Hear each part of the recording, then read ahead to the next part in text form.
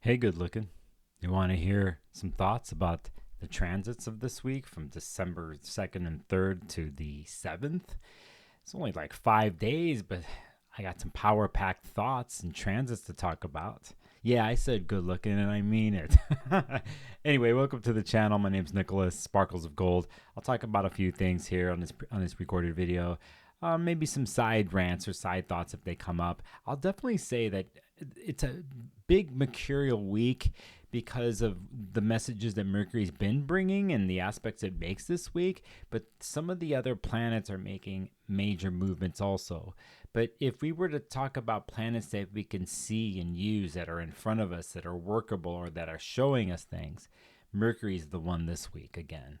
All right, so listen, let's talk about December 4th. As I'm making it, first of all, as I'm making this, it's December 2nd, and there's a Venus Uranus trine that happened earlier this morning. So for those who are late degree Capricorns or Taurus planets in late degrees, this is a harmonious trine between Earth planet or Earth signs and something that brings something refreshing and new to those Earth signs in the relationship realm and resource creating realm. So saying that, let's jump to the 4th here, and we're going to jump into something here that I've talked about in the last month, and it's Mercury currently retrograde in Sagittarius being opposite Jupiter and Gemini. And this is the second time out of 3 times that this is going to happen. The first time happened here on November 18th. Okay, so here we are on December 4th, and Mercury here is been steaming along. I mean, shooting out in the stratosphere with its mind movements, and Jupiter on the opposite side magnifying this. So I think this week, and I think we've been building up to this, where one in one's Gemini and Sagittarius parts of their charts, how they're interchanging off each other. Gemini is going to be quick to the mind and quick for the process, and Mercury in Sagittarius, ruled by Jupiter and Gemini, is going to seek out and move out, and it's been doing this. At the same time, it's because it's retrograde, it's going to fall back and then seek out and fall back. There's this process of going back and forth here. And so for some people, I recommend using the planet Saturn, actually most of you, because I've talked about this on the stream. And let me point this out on the chart really quick. Right here, I'll point Saturn out first just because that's your marker for the month, actually, really. That's the secret planet of the month. But here is Mercury at 16 degrees, and you can see Jupiter here at 16, and they're opposite of each other, 180 degrees off for the second time. Things get blown out, pushed too far with the mind here, typically in this situation, and Saturn is trying to hold it together, trying to create boundaries and rules and some sort of standard for Mercury to go by, here in Sagittarius. So that happens here at 2:15 a.m. We're building towards that on December 4th, Wednesday, Pacific time.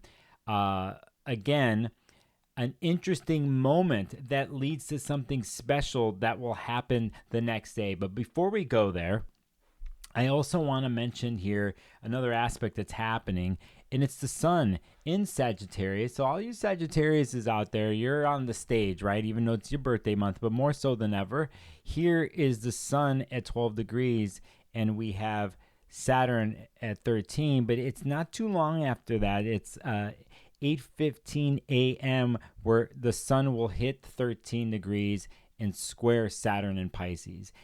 The Sagittarians right now have Saturn as the limiter, the thing they don't necessarily like, because Jupiter is a rules Sagittarius, and it's about limitless seeking and adventure, right? But Saturn puts the clamp down on this, and Saturn wants to slow things down. And so there's a challenge here. There's an authoritative aspect that Saturn brings right here.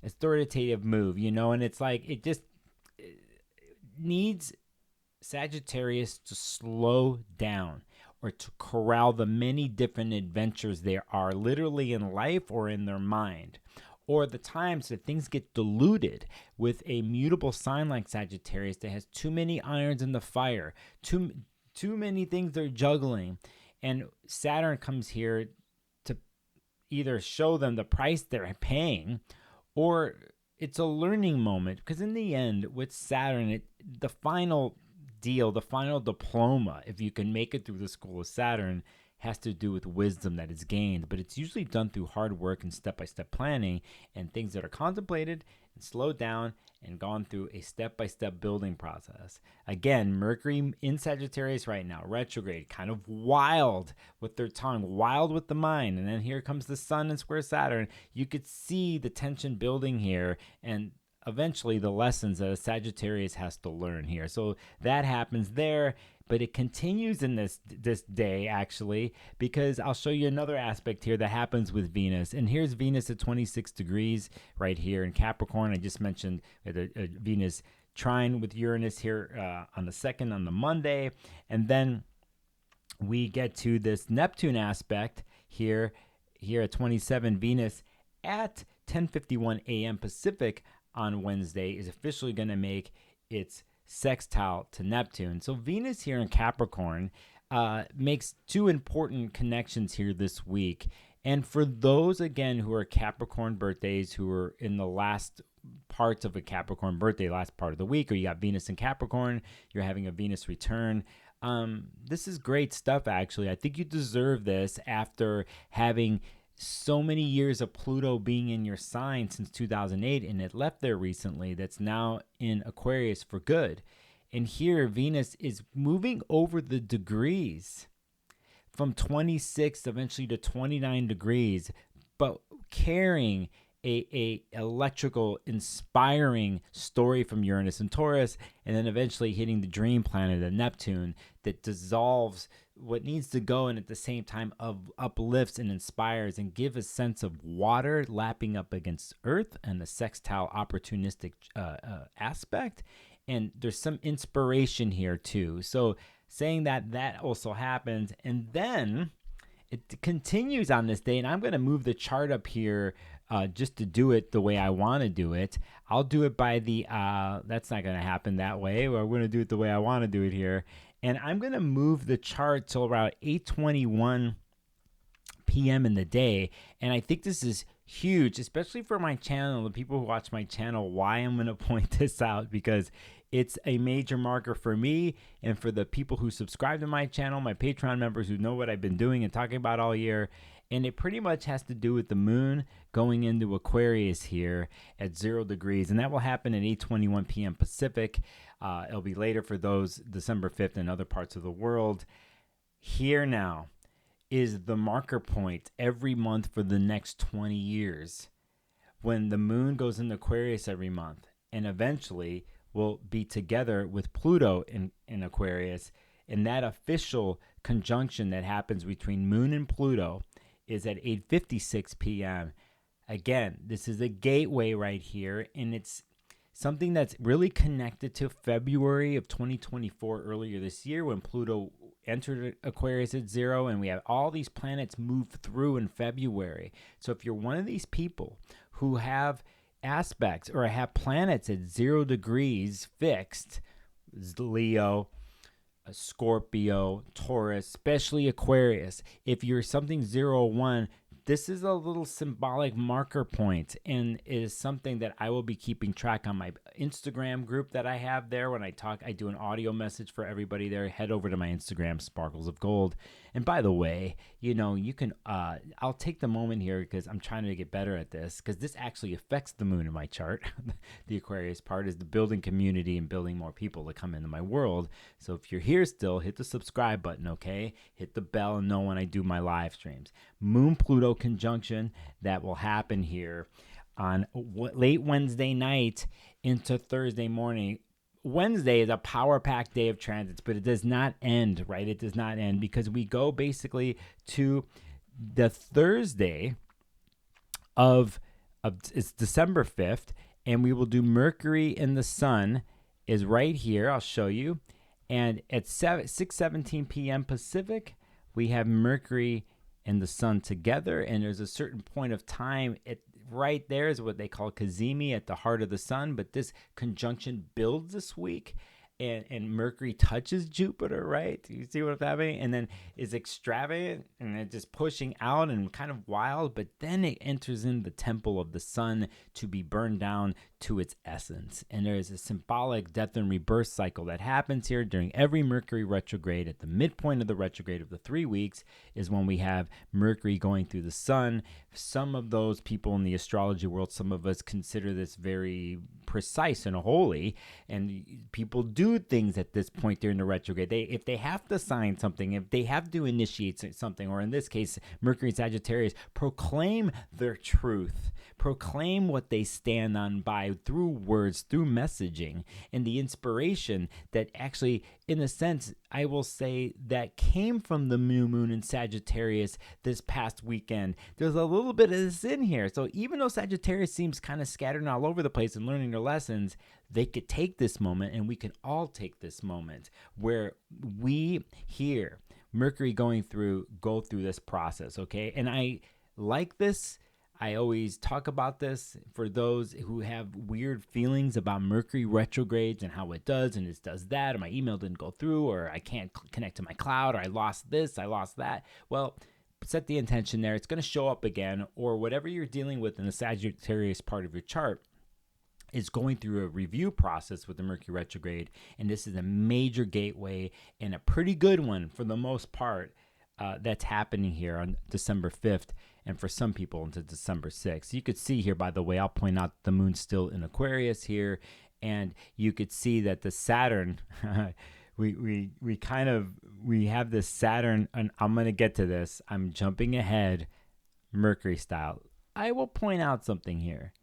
We'll just put an arrow to Mars here, okay? So saying there's that, okay? So let's get into my Friday, December 6th, which is a major marking point of the year for one of the biggest transits of the year and going into next year. And you could see it here is when Mars stations retrograde officially at 3:33 p.m. Pacific here in Leo. Mars has been slowed down now for a while here, and it officially stops to go backwards and through the beginning part of Leo. And when we get to the beginning of January, it will enter back into the sign of Cancer, where it will go all the way back to 16, 17 degrees Cancer. So for those people who have Leo planets at the beginning from 0 to 6 or 7, and for those people who have anything in Cancer, this is a marker point.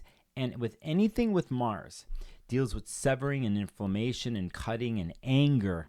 And I think here with something like this, that things could seem to be inflamed for those specifically targeted by this transit, and we have to be careful here. So you could see a lot of fire this week with Mercury in Sagittarius, and Sagittarius being squared by Saturn, a Jupiter connection, but there's that sweet spot with Mercury and the Sun that I mentioned the day before.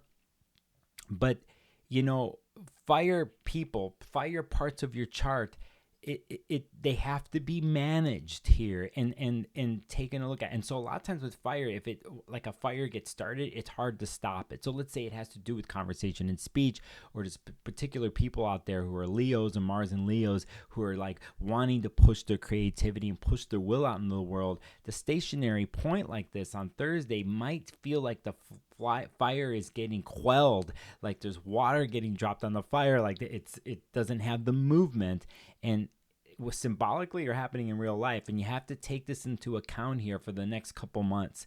It isn't until spring of next year that Mars eventually in Leo is going to be back there again, and will have a chance to fully push forward through the spring. But again, this is a major marker point. I'm going to do a separate video on this, especially when it comes to Mars and Pluto oppositions that are going to happen, 2 more that are about to happen, and especially when Mars goes back into Cancer for the beginning of the year, which I think is so huge for the world and also for those who are Cancers. And I never talk about the sign of Cancer on this channel a lot. I never had a chance to, but I've had a lot of you lately come in as clients or message me, and we've talked about these transits coming up and what they're going to mean and coming into January and February, right? But remember, you get a little bit of a a warning here about what Mars can or cannot do. And when Mars cannot push itself and show its will and courage in the world, it gets frustrated and it can lash out. So just a reminder to be cool with that, okay? To be cool with that. I got to point out in this chart too, something that builds later, 5:53 that day is what I was talking about. And you could see Mercury coming out of the sun here at 13 degrees, squaring the Saturn for the second Mercury-Saturn square out of 3 that we're doing within a month, basically. And so you could see here that I think Saturn, again, I'm going to harp on this channel, is the go-to place, even if you don't like it, because you might as well come to terms with it if you don't like what it's doing. You have to find a way to work with Saturn because it's going to benefit you in the long run. Anybody who is mutable, who is Pisces, Gemini, Virgo, Sagittarius, you're affected by this. It's a big month for us all. It all leads up to a intense Jupiter-Saturn square that's going to happen on December 24th and 25th. So pay attention to the word this week. Use Saturn as a boundary maker instead of it being a weight on you, okay? So switch up the Saturn story if you can. That officially happens Friday, December 6th at 5:53. We're going to go into Sunday, and I think here we get a interesting weekend release in the weirdest of ways because, and I'll go by the day here so I can move it.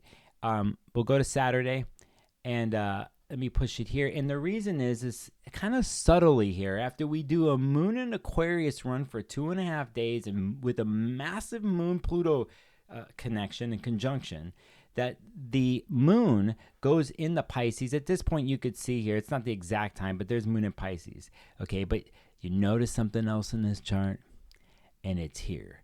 It is on Saturday, basically, or it's late Friday on this. It's 10:13 Friday on the 6th, and this early December 7th is Venus leaves Capricorn and goes into Aquarius for its run there, and immediately makes a conjunction with Pluto. So not only did the Moon just do this, but now Venus is doing it, and this is the gateway. You have to, for those again who are fixed signs and have things at 0 degrees fixed, it's a gateway that you're walking through. The last time you walked through this gateway was in February of 2024, earlier this year. You can go back to my live streams where I did a series of live streams called I Promise, and one was called Cerebral Obsessions that I did, and I'll try to mark it here. And there was a series of things that I did about mantras to say and things to follow that are very deep and Plutonian. At the same time, I think could be uplifting and transformational for many of these people who have zero fixed. So here Venus enters the realm of Pluto and walks through the gate of Pluto. We deal with obsession here and control at times with Venus-Pluto situations. Is it hot sexually? It totally is, by the way. It can be for those who have stuff right there. It could be that way. But there's a story here, in one way you can look at it, of empowerment. But what comes with power is an understanding of other things that need to be released and let go of. It's not that clean of like, I have the power. Usually in power Plutonian situations, you're taking something that is transformative and regenerative, but it also comes with drinking the poison a little bit or realizing the poison within the situation. So for those who are Aquariuses or have Venus in Aquarius, you know, the way you do relationship structures and the way you have your openness and your need to do alternative relating situations in Venus and Aquarius, there is an exposing that happens with Pluto showing you everything about it. Not just the power stuff, but like what is gunky and what does not work and what needs to be purged. And Pluto does this, right? And when personal planets, when smaller planets in the astrology world hit an outer body planet, it comes to the surface. It's pretty much obvious. So remember this week, you Aquariuses out there, or those with 0 degrees fixed, the Moon hits Pluto, then Venus hits Pluto, and it's all on the table. There's some power negotiation happening for those signs too with this. My Leos who have 0 degree Leo, if you think about this, the Leos this week have Mars going backwards, and then they have on the opposite end a Venus moon Pluto situation that's happening. So you Leos out there, a special message to you: get a hold of me if you need a reading, okay? Because I know you do. I know there's stuff happening there. you were steamrolling here coming out of the summer, and then you hit this point, okay? So that major point happens here on Saturday, December 7th. And then we're going to point out a couple other things. We're going to point out the sun here at 16 degrees and Jupiter at 16 degrees. And Sagittarius is go through another gateway here this week, with Jupiter being on the opposite. In a sense, can feel uplifting, but I think it's very false in this situation, because Saturn and the moon on this weekend are going to accentuate the squares between mutable signs. So Pisces 90 degrees to Jupiter, and here's Saturn 90 degrees to the sun and Mercury. This ongoing mutable T-square, as they say in astrology, and the moon in a sense touches Saturn and makes this come up, and we have to deal. That's why I'm telling people like Sagittarius and Geminis and Virgos and Pisces to live the Saturnian disciplined life this month and learn, because here things can get out of bounds and a little wacky with Jupiter being opposite the sun. And at any other time, if there wasn't any other planets involved, I'd be a little bit more uplifting and optimistic about this. But you could take the optimism of the new moon in Sagittarius that happened the past weekend, but those type optimism and dreams and visions need guidance and support and discipline and a system to run by in order for them to become reality. And Saturn is the reality maker. Whether you like it or not, the moon in Pisces accentuates this. Again, on a deeper spiritual level, this is really good. But if you don't know how to navigate those realms, or if your past spiritual quest or the code that you live by isn't up to par, it used to work in the past, but it doesn't work anymore. Here's a chance to reestablish that with Saturn squaring Jupiter and the sun ongoing here for the month, okay? Now, what else do you want? What else do you need? Are you not entertained? It's also this day that Neptune in Pisces stations forward out of a massive retrograde cycle that's happened for a while at 3:42 Pacific on Saturday. Now, let us quickly do something here. It was July 2nd, right here. I'm pulling up the chart, that Neptune at 29 degrees. Remember this. This was July this year. 29 degrees, 55 minutes. It was that close to going into Aries, okay? That close.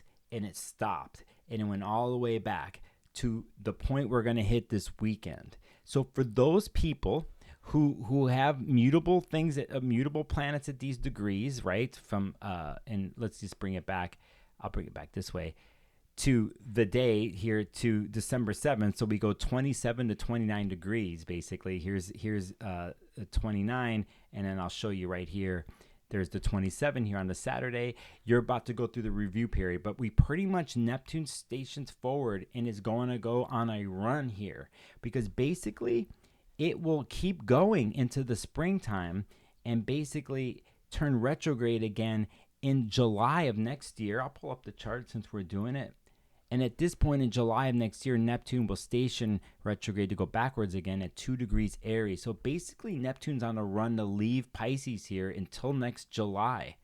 You notice in this chart that Saturn is in Aries at that point. So the Pisces people, at this point now, you have finally Saturn moving forward slowly, and you will have Neptune moving slowly, okay? And then you have the Pisces moon this weekend with all this. I think it's a secret little celebration day for Pisces people, because basically now they have movement happening with two major planets in their sign. It's, as you saw next summer, it's not exactly over, because when Saturn in Aries and Neptune in Aries, they're going to go back next year into these late degrees of Pisces again. So you're going to hit this place. You're going to hit the 29 degree place again. But in the meantime, our Pisces people need a little bit of something, a little bit of movement out of all the mutable signs here that are going through squares and oppositions. Pisces people or those going through their first or second Saturn return, this weekend is huge and symbolic for you. And everything that you've taken in the lessons from doing Saturn work and doing Neptunian letting go and genuflecting to the temple of Neptune, basically, which has been ruled by Jupiter and Gemini here, which is a little wild, a little scatterbrained. We want to use discipline and faith here in the unknown and in the mystery of life, something that you Pisces people, Pisces rising planets in Pisces, have an innate penchant for when it's disciplined, when you aren't scattered. But when you focus at the temple and on that one singular thing at your temple, that you have the mystery guides you in your faith in the unknown. And a lot of times, most people don't know how to deal with that, and you show us how to deal with it, right? So that's some of my thoughts here on Saturday. That's all I'm going to do here for the video. Again, all on the fly. If you dig some of what I'm saying, please hit the subscribe button. I'll be doing a couple live streams, surprise ones here, and some other things. If you were to take anything of this about this week, it's a week of shifting, and that's what Mutable does. Mutable shifts things for us. Now, if it doesn't feel like it's shifting forward, I understand with the Mercury retrograde and Jupiter and Gemini's retrograde right now, but you have planets like Mars and Leo going backwards. You have Neptune moving forward, right? It is change. Now, again, can you step out of a mindset of like, oh, in order for things to change, it has to be forward? Sometimes we need to go back in parts of our chart. Other parts of our chart need to be forward. And can this all happen at the same time? It can. And that is the magic of being mutable. So if you're the type of person in your chart that's not used to doing mutable things, let's say you got a lot of fixed stuff in your chart or cardinal stuff in your chart, like Aries and Capricorn and Cancer, Libra, and you're not used to this, learn to be used to it and learn that time itself can be manipulated in different ways, that you can move forward in one part of your life and another part of your life you need to go review and deal with. And the key is how you juggle the two, right? And this is what mutable signs show us. And plus, we have to get ready for something new. And that's another thing that mutable signs do for us. Remember, wherever there's a mutable sign, the next sign after is the beginning of a new season. And if you take that from a bigger picture, a bigger visionary realm, because we're in Sagittarius birthdays, right? We just had a new moon in Sag. Remind yourself that these changes are part of a bigger cycle next year of 2025. And when we get to the end of 2025, 2026, we hit a new era. And many of the planets that have been moving back and forward, the outer body planets, at that point in 2026, will be in all these different places for the long haul, for the long run. So if you don't know how to be mutable, learn how to be mutable, because you're going to need it here, not just for the next month and a half, but for next year. You'll hear about this from me and the many other prophesizers on YouTube and TikTok, right? That's a joke. I'm not a prophesizer. I'm a mirror. I stand at the crossroads. I try to hold space here on YouTube and with my clients. And I remind myself every day I look in the mirror. I am human. My name is Nicolas Polymenakos, a.k.a. Sparkles of Gold. Who are you when you look in the mirror? And when change comes, what do you say? And what is your anchor in these mad times in the world, these crazy changes? Think about it this month and this week. And in the meantime, I'll see you down the line in the next video.